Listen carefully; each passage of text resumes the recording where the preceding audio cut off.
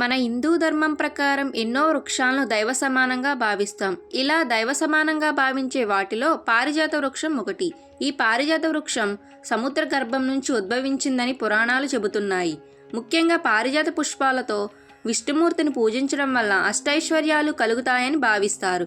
సాధారణంగా మనం దేవుడికి పుష్పాలతో పూజ చేసే సమయంలో కింద పడిన పుష్పాలతో పూజ చేయకూడదని చెబుతాము. కాబట్టి పుష్పాలను కోసి దేవునికి అలంకరించి పూజ చేస్తాము. అయితే పారిజాత పుష్పాలను పొరపాటును కూడా ఎప్పుడూ చెట్టు నుండి కొయ్యకూడదు.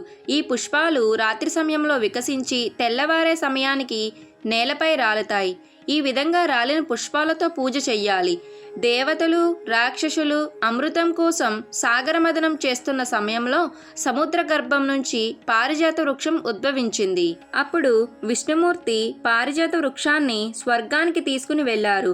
స్వర్గం మొత్తం ఈ పుష్పాల పరిమళంతో విరజిల్లింది. అయితే సత్యభామ కోరిక మేరకు స్వర్గం నుంచి శ్రీకృష్ణుడు పారిజాత వృక్షాన్ని భూమిపైనికి తీసుకుని వచ్చారు అని పురాణాలు చెబుతున్నాయి. అందుకే పారిజాత వృక్షాలకు ఎంతో ప్రత్యేకత ఉందని చెప్పవచ్చు. మరి ఏ పువ్వులకు లేని విశిష్టత ఈ పారిజాత పుష్పాలకు ఉన్నది. ఏ పువ్వులైనా సరే కింద పడినవి పూజకు పనికిరావు. కానీ పారిజాత పుష్పాలు మాత్రమే కింద పడిన వాటితో మాత్రమే పూజ చేస్తారు. అంత గొప్ప విశిష్టత ఉన్నది ఈ పారిజాత పుష్పాలకు. ఈ వీడియో కనుక మీకు నచ్చినట్లయితే ఇలాంటి మరెన్నో వీడియోస్ కోసం please subscribe Rushika creations. Thank you.